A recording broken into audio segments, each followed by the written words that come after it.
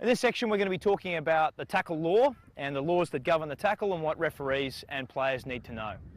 The first thing to know is that a tackle needs to have the ball carrier held by an opponent and the ball carrier has to be brought to ground by that opponent. If the ball carrier is not held on the ground, then no tackle has taken place. This might happen in a scenario such as an ankle tap or where a player goes to ground to secure the ball.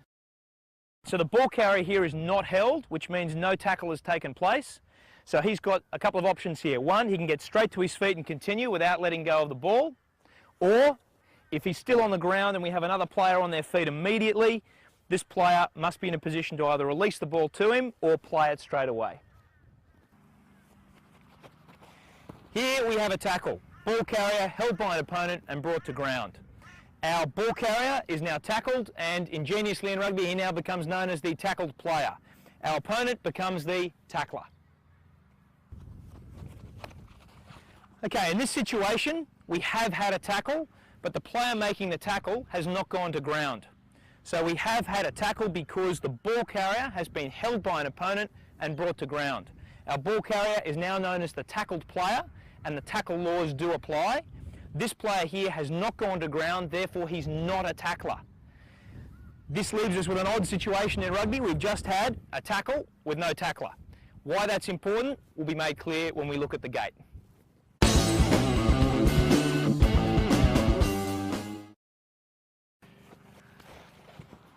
Okay, back to our regular tackle. In this situation we have both a tackled player and a tackler. Now, the tackler has to release and roll away immediately according to the law book. The tackled player has to release the ball and play it immediately according to the law book. What are the chances of both of those two things happening immediately? Absolutely zero. So the question is, which of these two things does the referee concentrate on first?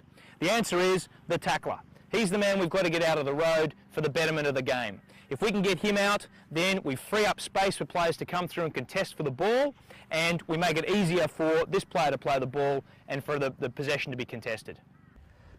So let's look at the tackler and what he needs to do, given that he's the first port of call for the referee. First thing he needs to do is actually release the tackle player on the ground. Not many people understand that that's the first thing that has to happen before we worry about rolling away or anything like that. So release the player on the ground, and if he fails to do that, penalty kick is for no release. Once he's released, he's now got a choice of two options. He can get straight to his feet and go for the ball if he's in a position to do so, so straight onto your feet and go away. Note, he does not have to worry about any gate. He's a tackler, he can pick up the ball from any direction and go. Or if he's not in a position to get to his feet and contest the ball, he's simply got to roll away, and a player who doesn't roll away and leaves himself protecting the ball can be penalised for not rolling away. So in this situation we have had a tackle, and again we don't have a tackler, but this player finds himself already in the gate, which means he's in a position to go straight for the ball. However, the first thing he's got to do is release the tackle player on the ground and release the ball. Some players will try and make this high focus tackle, go to ground, never let the player or the ball go and have a tug at the ball. Well, that's actually a penalty for no release. This player who's on his feet has got to let go of the ball on the ground and then have a crack at the ball from that position after he's done that.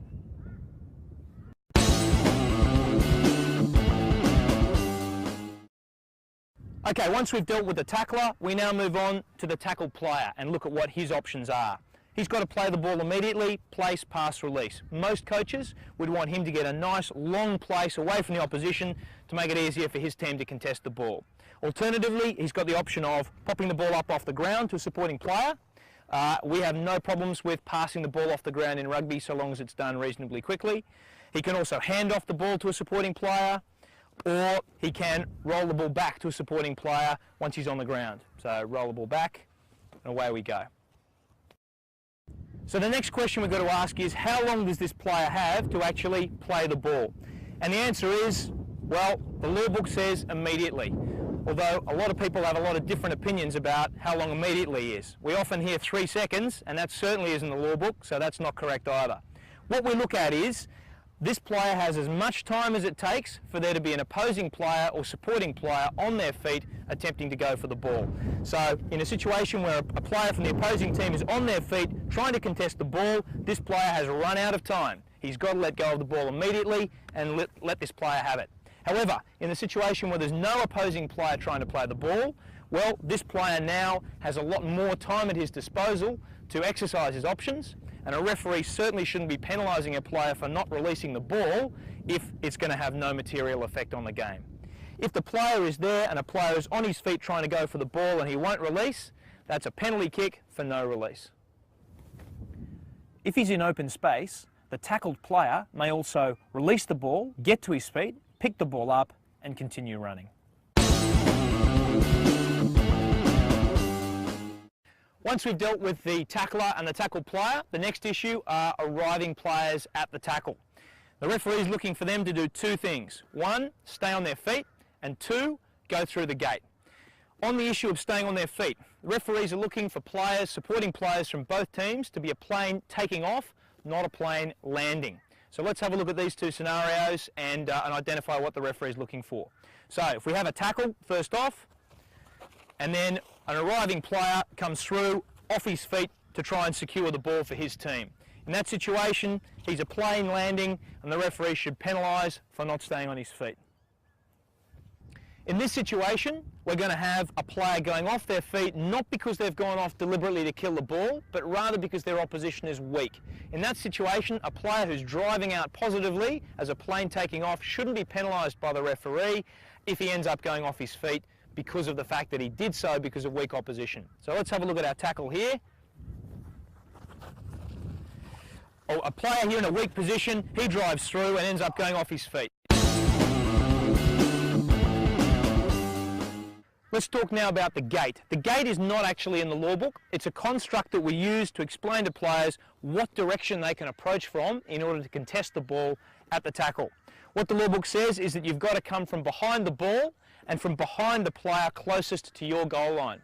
So in this case for gold, they've got their 2 points here. They've got to come in from behind, in this case the tackler, closest to their own goal line.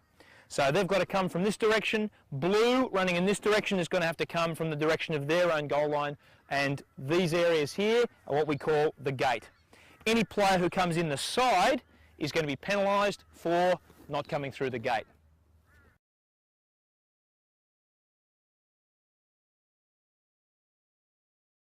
So now we've talked about the gate, let's return to what we were talking about before, the tackle with no tackler. So let's see that tackle happen. So again, we have had a tackle because we've had a ball carrier held by an opponent and brought to ground, but this player is not a tackler because he hasn't gone to ground. Now, as we talked about before, what makes him special if he's a tackler is that he doesn't have to worry about the gate.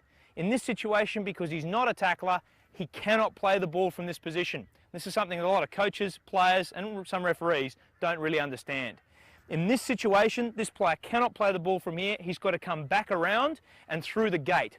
And a gate does exist even though we've got only one player from one team on the ground.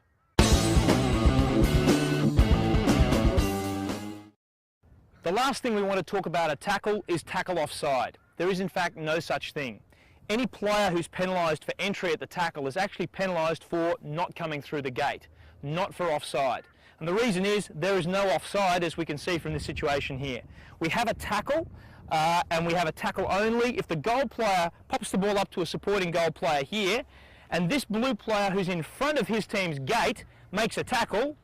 Crowd will probably have a problem with that, claiming offside, but in actual fact it's a-okay. There is no offside at a tackle. Similarly, that player could take an intercept and run off for the rest of the field, no problem. That player isn't offside until we have a ruck form over the tackle.